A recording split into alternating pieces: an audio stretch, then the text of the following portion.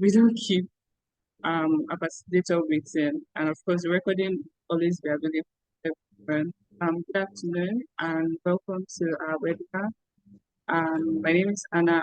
I am founder of EcoSmart, and today our webinar is going to be focused on sustainability, and it's themed Sustainability Demystified: Pathways, Skills, and Your Carbon Footprint. I think for me, I've always been an advocate of learning the basics of everything. So many young people out there that um, really want to do sustainability or learn about climate change or advocate. And I believe that this is one of the very few platforms where you get the basics and also run with it. And we're very grateful to have Mrs. Mayo today. And I'll just quickly read her profile before she starts. So this is Maya Okumbakole is a spoken word artist and content strategist, and she specializes in storytelling for environmental advocacy. She helps brands communicate their values and offers telling narratives. She also hosts the Spoken Word podcast where she educates audience on environmental sustainability through poetry. As a sustainability storyteller, she's all about creating content that doesn't just promote a healthier environment, but also make people more happier and fulfilled.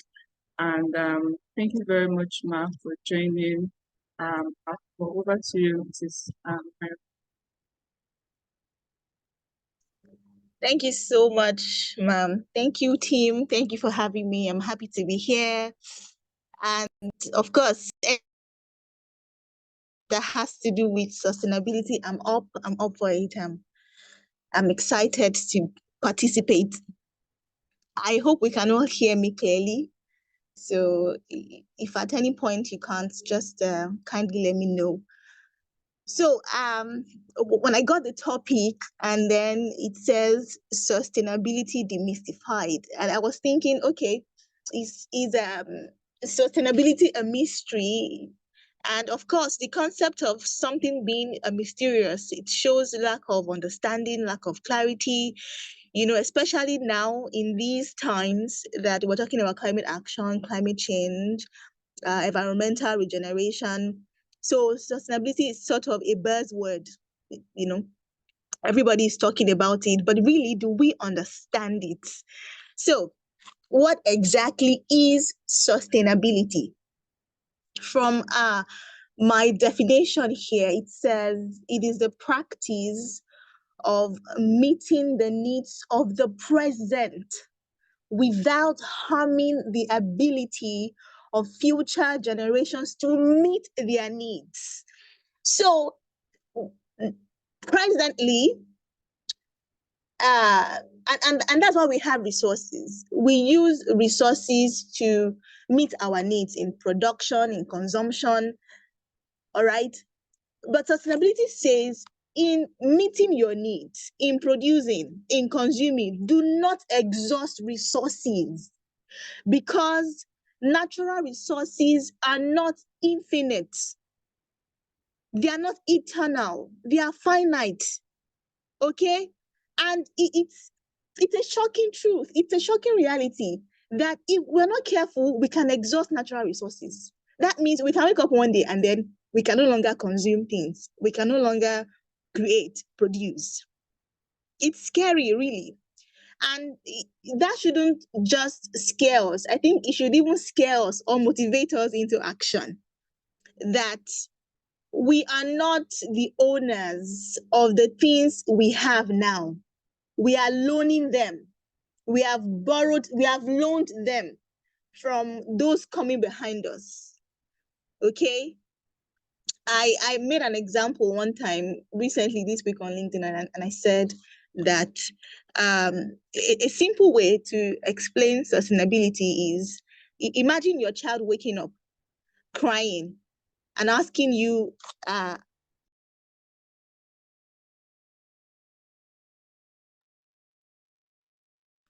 okay, yes.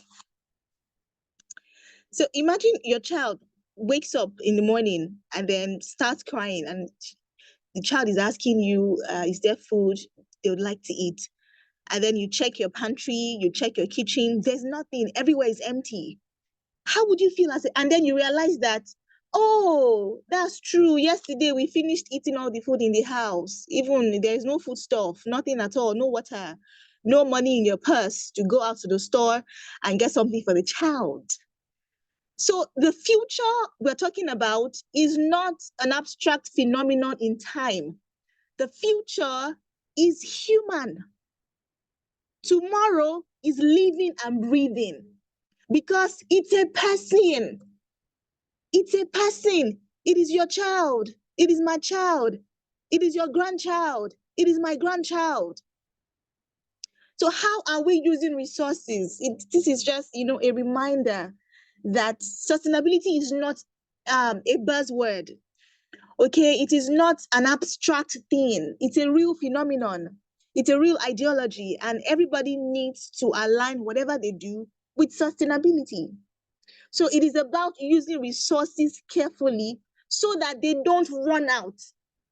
Something beautiful happened one time when I was having a conversation with my friend, and we're trying to, and that's one of the things that drives me, that motivates me really when it comes to sustainability.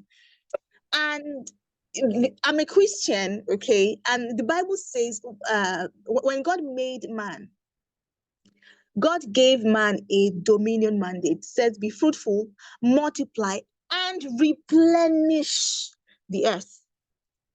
And a lot of times we talk about replenish in terms of being full, having something in fullness. And that conversation opened my eyes to the fact that replenishing does not only mean that something is full, it also means renewing. It also means that use resources without using up. So I think so that sort of simplifies, and yeah, it simplifies my definition of sustainability, that it is us using resources without using up. Use resources without using up. So the key points I've mentioned here is that sustainability is all about meeting our present needs without harming the ability of the future generations to meet their own needs. Okay, and I said the future is not an abstract phenomenon in time. The future is human. The future is a person. It is your child, my child, your grandchild, and my grandchild.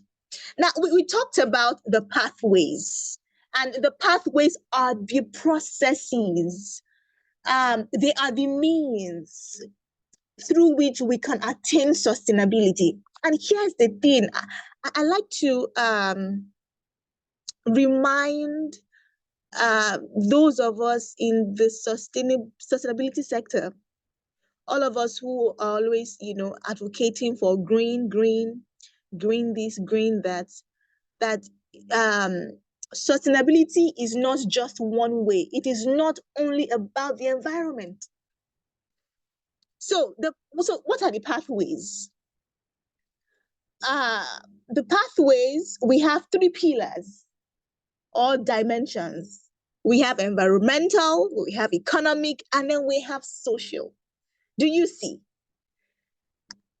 After this, I'll be talking about the triple bottom line. I think I'll look for the link and share it with Madam Anna so that she can share it with the team.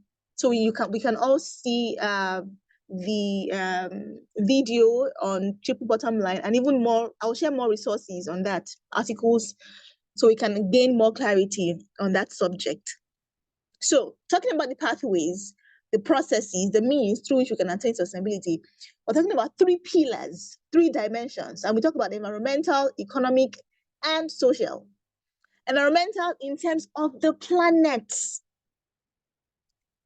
that our lifestyle does not impact the environment negatively. Our actions, the things we do, our production processes, our consumptions do not impact the environment negatively. Do not degenerate the environment.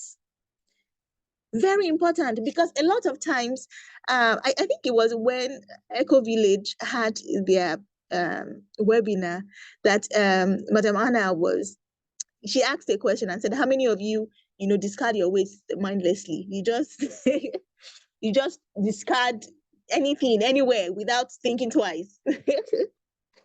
And somebody said that before she used to desire, maybe when she's traveling and she's by the window, she just likes the feel of holding the nylon outside the window, and as the wind is blowing, she's just releasing the the plastic bag gradually. We have to start rethinking the way we do things. I think it's in is it Tokyo now or China? I can't remember. That it has been made, it has been passed into law. It's a policy that you can't discard waste mindlessly. So you have whatever you are eating. Let's say you bought a biscuit. You can't just throw it anywhere. You have to hold it until you discard it. Unlike here now, whereby you're done with your pure water, you throw it outside. You're done with your biscuit, you throw it outside. So it is a call to consciousness, okay? That whatever I do may make or mar the environment. So that's one of the pathways. That's one of the processes. So one of the pillars, to attaining this sustainability, environmental consciousness. Whatever I do may mar or make the environment. It can degenerate or regenerate the environment. And we are stewards. Okay, we are stewards. We are not we are guardians of the environment. We are not users. Yes, because a lot of times when we assume the position of a user or a consumer, we may not consider the impact of our actions on the environment. So sustainability tells us that we should see ourselves beyond users or consumers. We have become stewards. We have become guardians of this planet. And the next thing I'd like to talk about is economy. Now, see, anybody that is that wants to be how will I say it now, a credible advocate for sustainability needs to delve into the economic impact of climate change and even climate action. Because initially, let me just say initially, some people still operate, but the norm was that we were operating a linear economy, meaning you take resources to produce. After producing, you sell, people buy. So after people have bought and they are done using whatever they, maybe they have exhausted the value in quote now of what they've bought. What do? They discard. It's just like what you do every day. You get a bottle of Coke.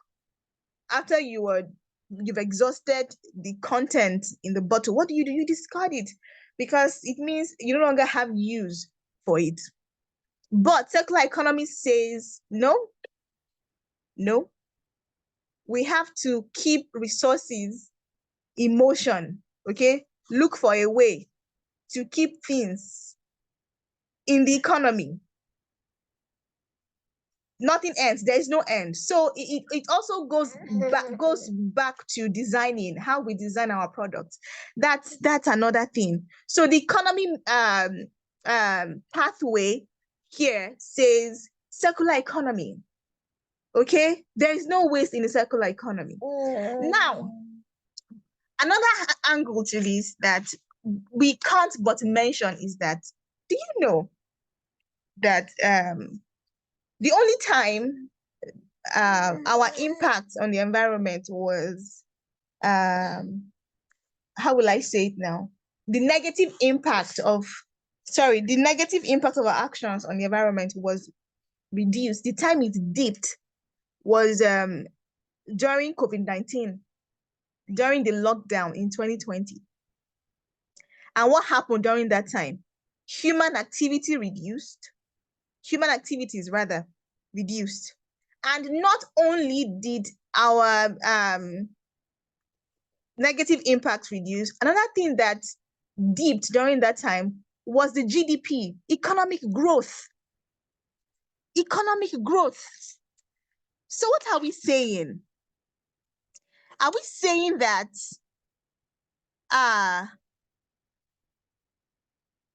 we can't attain immense economic growth without harming the environment? Is that what we are saying? I had a conversation with a mentor, and she said the reason why Africa is not a large contributor to climate change is that we are not producers. We don't produce most of the things we use. And the other countries that are like US now, US is big on production, okay?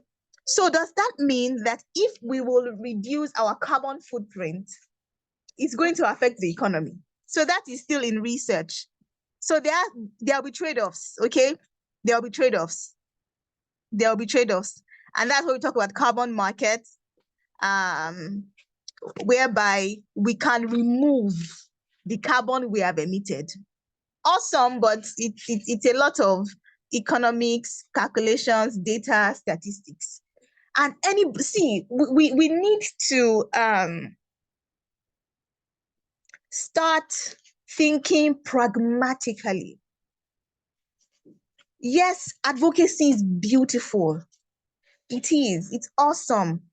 We are informing people, we are motivating people to do the right thing.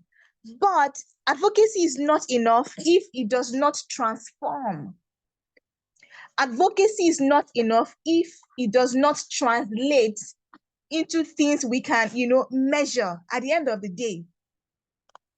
Now, the shocking thing, should I say shocking? But the thing about this is even recycling companies need to start calculating their carbon footprint. The fact that you are a recycling company does not mean your carbon footprint has reduced. No, it doesn't. You are still emitting carbon. I wish I can share my screen. I have, okay, let me show you. Okay, let me just say them out. I hope we are here. If we are here, let me see some responses in the chat box. I hope I'm not talking to myself. I hope we are following, please. Let me know. Are we following? Are we here? Yes, Are we yes, together? I'm here. Yeah, thank you. Thank you so much. So even recycling companies, what am I even saying? Even sustainable companies are not left out. So the fact that you are making eco-friendly products does not mean that your carbon footprint has reduced. No, you still need to calculate it and do what is necessary and pay your debt. And there are ways to do this. And these are the gaps.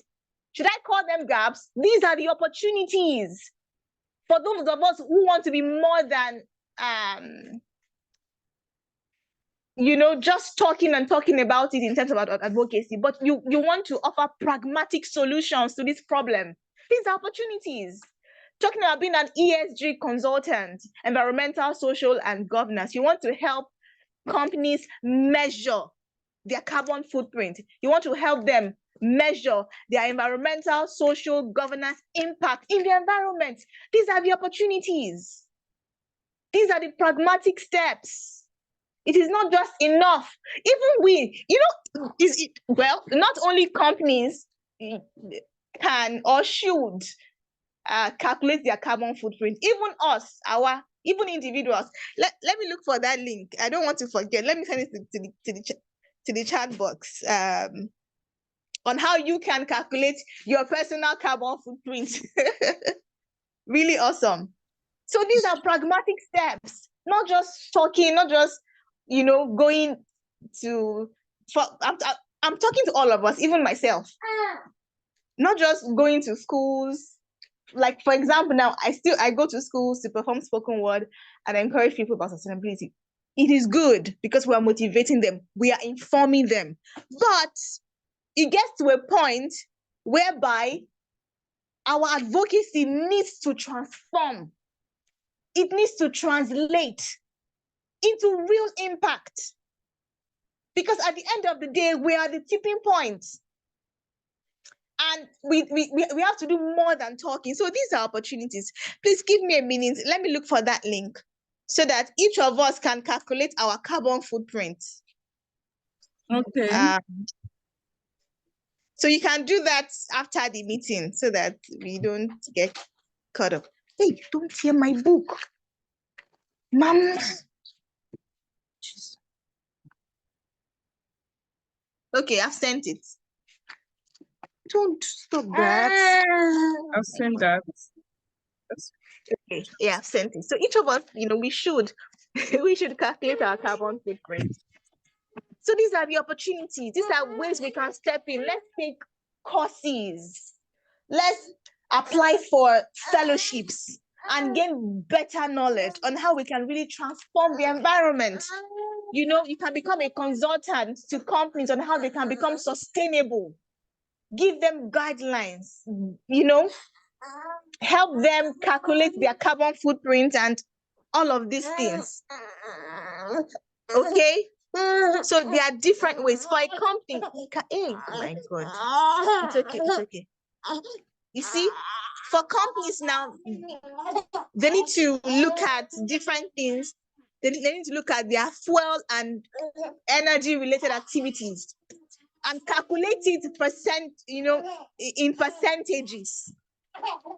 In terms of fuel, energy, transportation, the waste they generated, their business travels, employee commuting, company vehicles, a lot. Transportation and distribution, processing of sold products, use of products, and oh my God, a lot. I don't know if I can, I don't know. Okay, so I can't send. Maybe I will send it to Madam Hannah. She can she can share with the team. Okay, we need to be able to see these opportunities. For example, hey. I'm sorry. Problem. Hi, baby. Okay. For example, now EcoSmart, I don't know the vision that you have for EcoSmart in the long term. EcoSmart can become an ESG consultant. EcoSmart can have an aspect of the organization dedicated to consultancy, ESG consultancy, or maybe even start offering or maybe delve into carbon markets. That's even a whole conversation. But really, we need to step into these opportunities and translate our advocacy into real impact. These are the pathways. I've talked about environmental, I've talked about economic. Sustainability is oh my God, it is deeper than we think. It's deeper than we think. And with every ounce of carbon we emit, we are owing the environment a debt. We are owing the environment a debt. And companies, we are talking about companies being able to remove the carbon they emit. But how would they be able to remove it if they don't calculate it? So they will calculate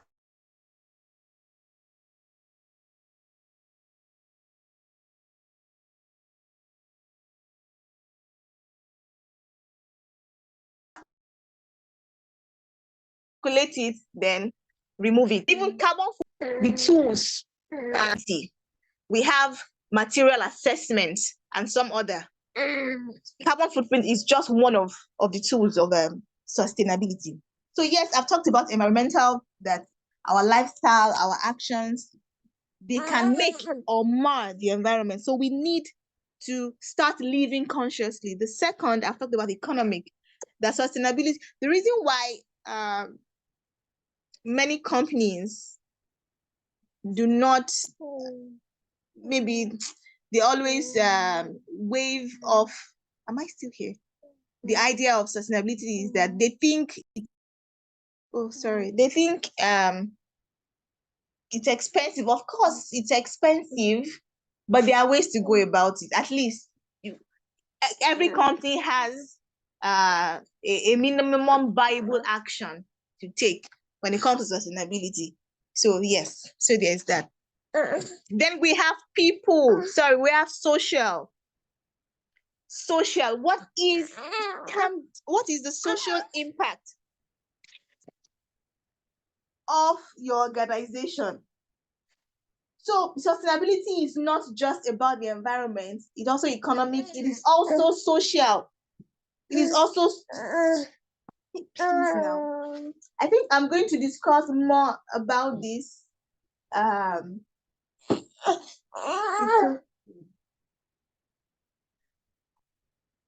Okay, let me talk about the triple bottom line now, and I'm going to discuss more on what is it called now? On the social aspect of sustainability. So the triple bottom line says that companies should commit to focusing as much okay, now people say, let me explain this. People say that they are in business to make profit, which is okay, because why am I in business if I'm not making money? The essence of being in business is to make money. So profits over every other thing. But triple bottom line, when it comes to sustainability, says that we need to prioritize purpose over profit. At the end of the day, a company leading with purpose will become more profitable than a company that is only focused on profit.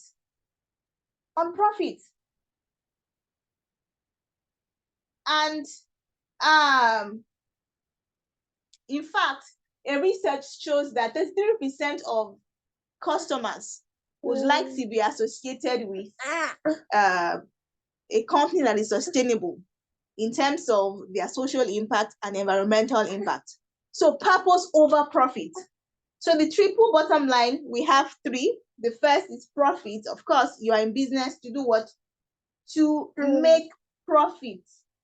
And profit here means more than the money a company makes. A company must ensure that it earns its income in ethical manners. Have you seen, a lot of times when we buy things, we don't think beyond the product we have bought. We don't think about people working in that organization. So the money you are making, are you treating your workers right, your staff, your volunteers? How are you treating them? Do you see? So it's also about the ethical and fair manners in which you have made your money. Okay, and it also defines how a company defines its financial operating plan. That's economics.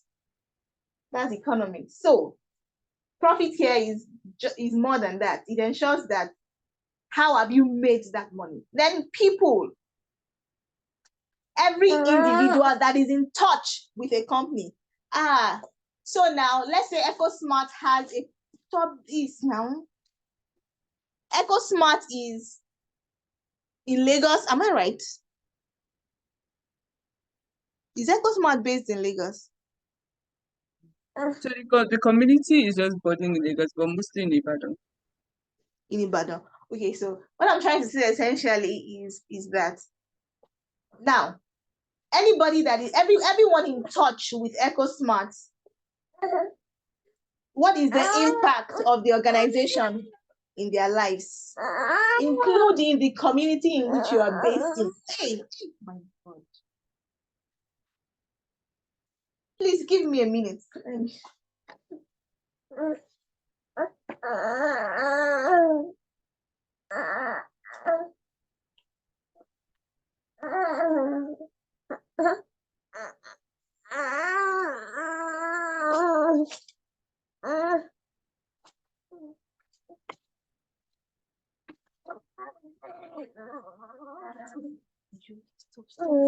Okay. So everyone that is in touch with EcoSmart, for example, I know that EcoSmart does school projects. That is part of the people aspect of the triple bottom line. That you are not just concerned about, your PR, because these days people are just sustainable in terms of their public or their media, their public image in terms of social media. In-depthly, they are not. So everyone who is in touch with that company in terms of their employees, their volunteers, the community in which they are planted, what is your impact, on their lives? What is your impact in their lives? I know that recycling companies, they don't just collect bottles from the communities. They also exchange or redeem those bottles in cash, food stuff, and anything that will be of benefit to the people within that community. So that's what we're saying. So whether you are in a for-profit organization or a non-profit organization, and anyone that is in touch with your company must feel your impact positively. And then the last pillar in the triple bottom line is the planet. It's okay. And I've talked about that. So it's just another way of saying what I've said again. What is your impact of what you're doing in the environment? And I've talked about the opportunities that we have to, lead transformation. Now, at this point, let me ask if there are questions so that I will not keep going on and on and on. Are we together? Do we have any questions at this point? Oh my. Currently, I don't have any question, but I think I got something from what you said, talking about C is not complete, doesn't transform. I think that was profound. Thank Okay, I'll just check. Okay, Israel doesn't have a question. Okay. So I I can. think we can go ahead. Okay. All right. Thank you. So let me just conclude this part. So I think I've spent up to 30 minutes or even more than. Let me talk about the aspect of storytelling when it comes to sustainability. Now, before I go there, in the circular economy, we are taught there are many opportunities for us. We have repair, reuse, redesign, and we should take time to read about it. And let me also put this out here that before you make another product, ask yourself, is it something that people need? Because when we talk about sustainability now, people are just creating you are creating eco-friendly products with the mindset of a linear economy. With the mindset of how will I say it now? Of what we're trying to overcome. So because it's eco-friendly, you still push it out there, like buy it. Is it what people need? Is this what the environment needs? Is this what the economy needs? So does it solve anybody's problem? Okay. So it's not just about creating another eco-friendly product. So let's just look at the circular economy. I'm going to share these resources with Madam Hannah so she can share with the team and say, how can I come in to really help transform? So now let me talk about storytelling and why it's important. Storytelling helps to decompose knowledge.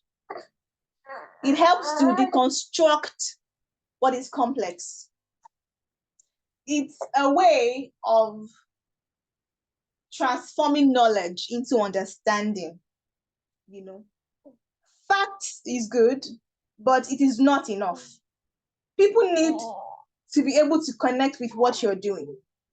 Now, you know what you do. We know what EcoSmart stands for. We know how you do it, but why do you do it? Why does EcoSmart why do they do what they do? Why do you go to schools, to help these children redeem their recyclables in cash? Why do you do all this advocacy? So your why is your purpose. Your why is your purpose. I think the average sustainable brand needs to have the mindset of an entrepreneur. If whether you are for profit or not for profit, it is the fact that we are trying to advocate for sustainability does not mean we need to let go of some basic entrepreneurial how will I say it now? The basic entrepreneurial mindset. We need the mindset of an entrepreneur. So you ask yourself, why? Your why is your vision. Your why is the impact you're trying to create. Your why is your purpose. Once you know your why, communicate it in a story. Communicate it in a story. And here's the thing. When you communicate your why in a story, you are not the main character of that story. The main character of that story is the people you are targeting. So you know what you do. You know how you do it. Who do you do it for? Why do you do it? Put your why in a story. Make the people you're targeting the main characters of your story. And that is what connects you with people. That is what connects you to your sponsors. That is what connects you to your partners. You need to tell a story of your why. Put your why in a story. Let me make an example. So let's say EcoSmart now is trying to help students redeem, how will I say it now? Encouraging students to recycle plastics and then redeem those recyclables in cash or help them pay their school fees. EcoSmart will not just start saying, oh, this is what we are doing. Oh, we want to help students pay their school fees through recyclables. That story will not tell. Sorry, it will not sell. You may be able to sell it to a few people that they will buy, but it's not sustainable. What they need to see is your why. What they need to see is your why. So you put your story as your why. You paint a picture of a mother. You paint a picture of a student who maybe you interview a student, and it does not have to be a fiction. It can be somebody's experience. That sounds better. You can ask these children, what are their dreams? What would you like to be in the future? We ask children these questions a lot. And then you ask the student, what would you like to become?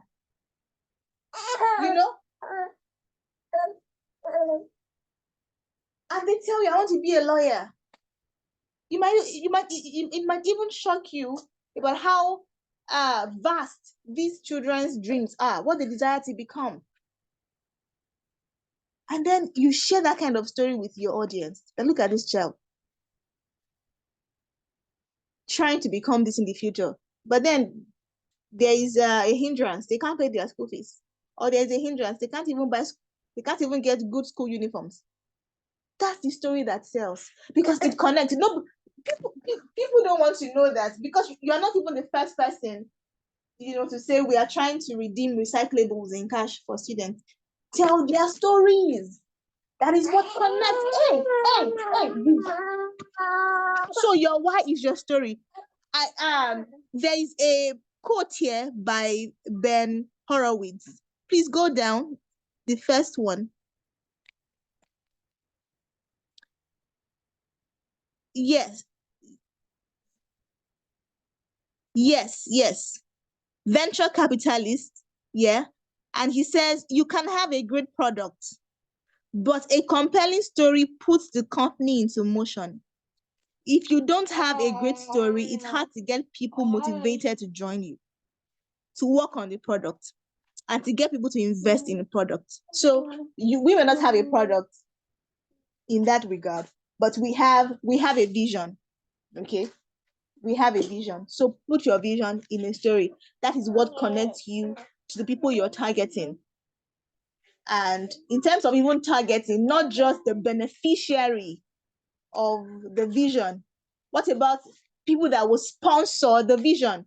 So a lot of times we talk about target audience in terms of the people you're trying to meet their needs. What about the people you're trying to connect to in terms of partnership and sponsorship? Okay. So there's a whole lot. So sustainable organizations still need to adopt the mindset of an entrepreneur. They still need to. So you still need to tell your story. The fact that we are in sustainability does not mean people will just warm up to us and say, oh, they are doing the environment, they are doing well.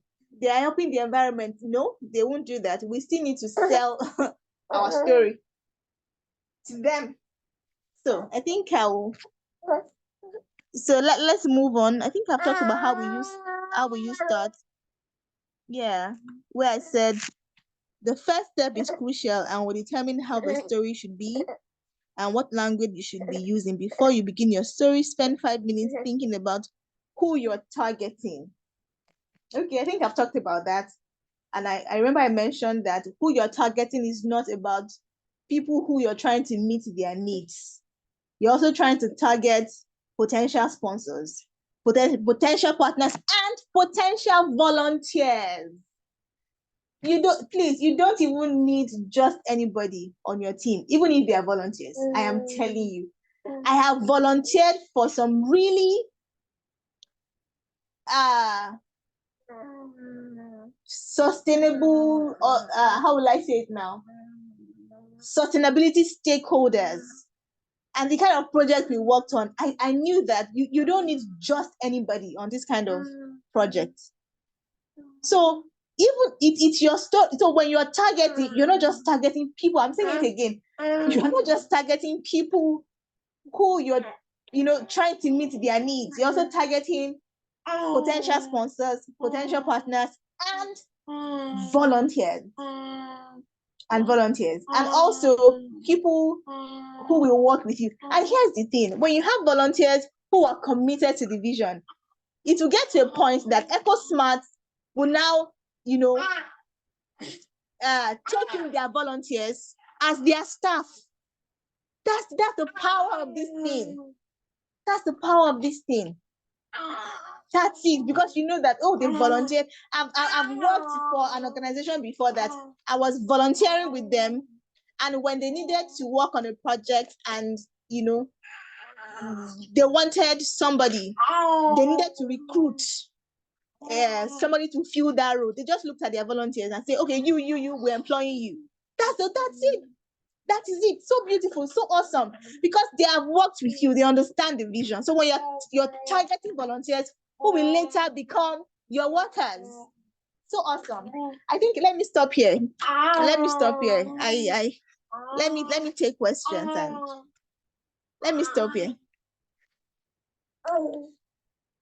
Let me stop here. So I think that's yeah. Thank you. Thank you so much, Ma, for your time. Thank you very much for the PDX. I think I like the fact that you brought in storytelling and showing us how we can even like tell our why and tell our story. Sustainability. Okay. Israel wants slide 5.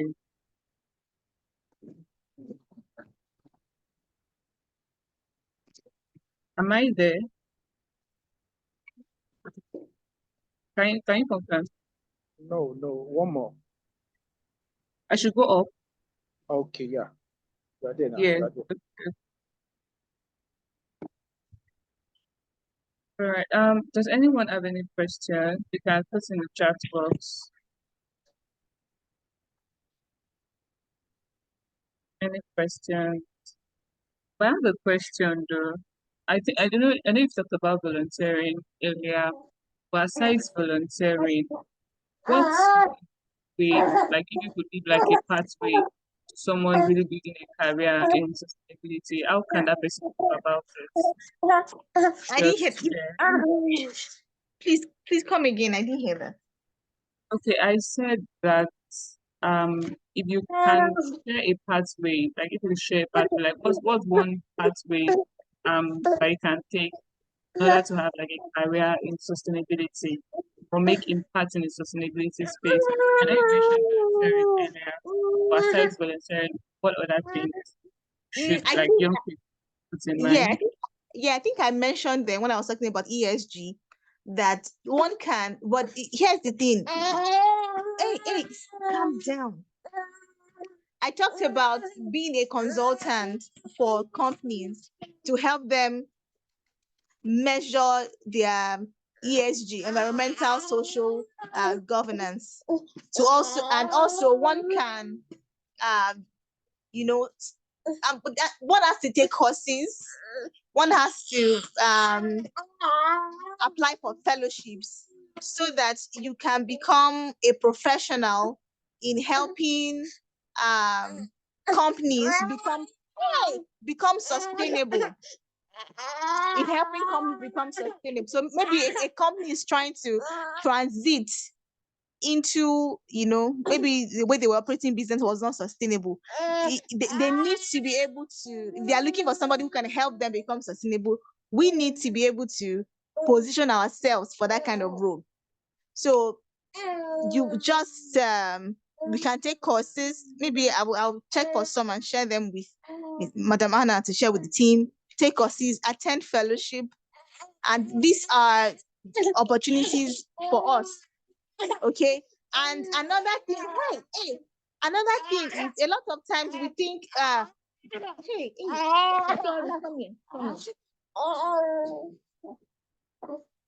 so a lot of times we think it's okay. We think green skills are just we need new, how will I say it now? Maybe there's maybe we need entirely new skills. Yeah, So how like do I new say it? knowledge. Or I'm having to like new, go to read another I don't think course. we do. No. Yeah, we just need to understand. But for how will I say it now? For credibility purpose, you have to present some certifications and say, okay, I took some courses and I'm a certified sustainability, this and that. I think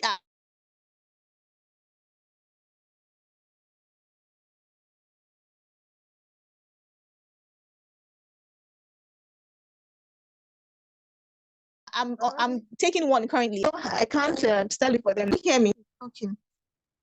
Hello? Hello? Hello? Yeah, Hear you. Can hear you. You can hear me. So Yes. I'll look for those courses for so that when they are trying to employ somebody who now has the certification and the experience gets the role before you. So you have the experience already in volunteering, but knowledge is never a waste.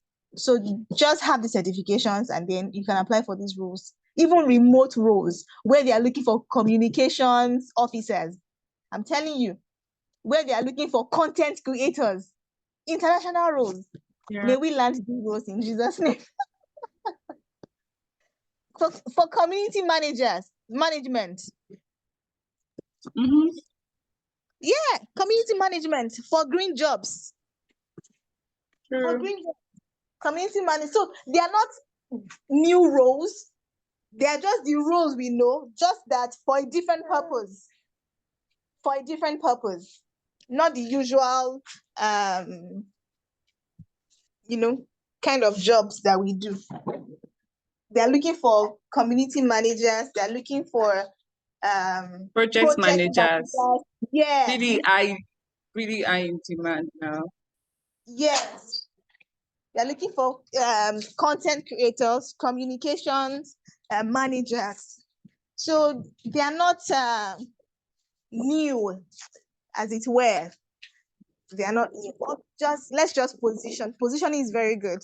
The experience is good. We have it. But in terms of credibility, but because people need to be able to point to. And the funny thing is, and there are some that do not require certifications. They just want to see that you're experienced in this thing. So document everything you're doing, document them. Very important. Don't just, when you're writing your CV, you're volunteering, everything you're doing, include it, how you worked and your impact in the organization, and all of the results. They want to know. I once applied for one, although I didn't get it. But of course, when you don't get an opportunity, it doesn't mean you can't try again. So they want to know what was the impact of your role in that organization, even in the society. So just document. So there are no new rules, as it were. There are no new rules. Just the ones we know. Yeah, I mean, just as a way of rounding up, just to also add to that thought, because I think lots of people get it wrong when we talk about green skills. They're like, oh, okay, are they like particular set of skills? I think there are already existing skills that we talk about: being adaptable, being innovative, ability to be able to think, um, problem solving. And I think the problem is clear: the fact that many organizations, many industries have to transit and they need to change the way they're doing things in order to be able to meet the new Yeah. international um, standards of ESG. So everyone is thinking, whatever I'm doing, how can I be more eco-conscious? And for all of these companies, they would need like a sustainability officer. And I think that's the governance part of ESG. Because an organization, you need to have like a Yes. person assigned to sustainability that is able to like handle that problem. And Yes. seeing it in like mainstream roles now. So it's in two ways. For industry that are just springing up, like solar, like the renewable energy industries, we find like new jobs from that angle.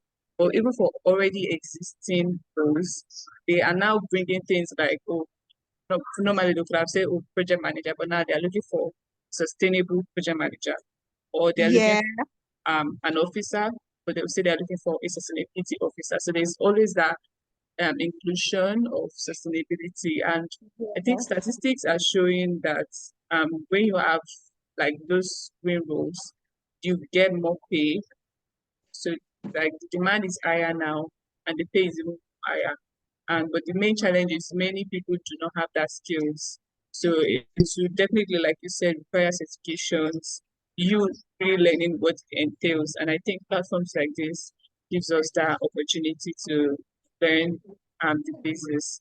And of course there are other courses that you can take, like you said, I can also increase our knowledge. Thank you everyone that joined. Thank you very much, Israel, for your engagement. Um, you can see Chinyere on the corner. I know that other people, but unfortunately, it's my name, although I'm not the one logged in.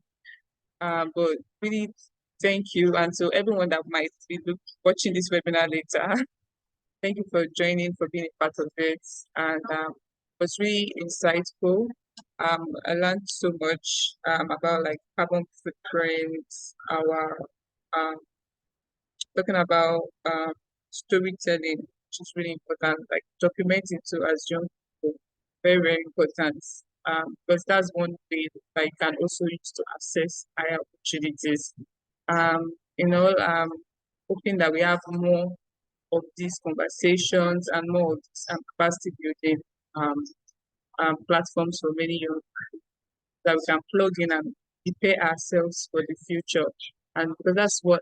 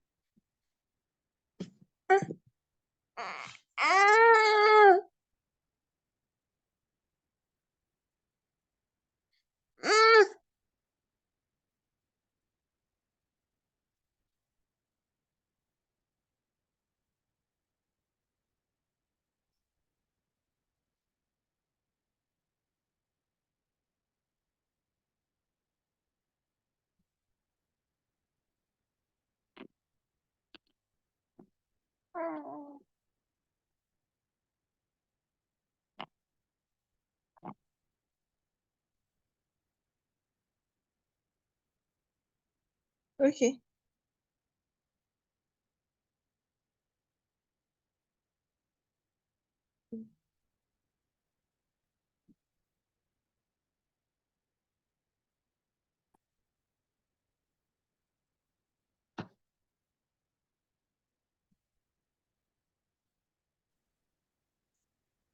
okay, sorry about that. So we're just wrapping up and I was cut off. But yeah, we are done. Thank you very much for joining and um bye. Bye Israel. Bye Israel. Okay. Bye, ma'am. Thank you for having me. Thank you. Tia will follow up for the resources. Thank you so Yeah, much for your time. yeah, yeah. And Yeah, regards thank to the baby. you. Yeah, I'll tell her. Thank you. All right, bye. Bye.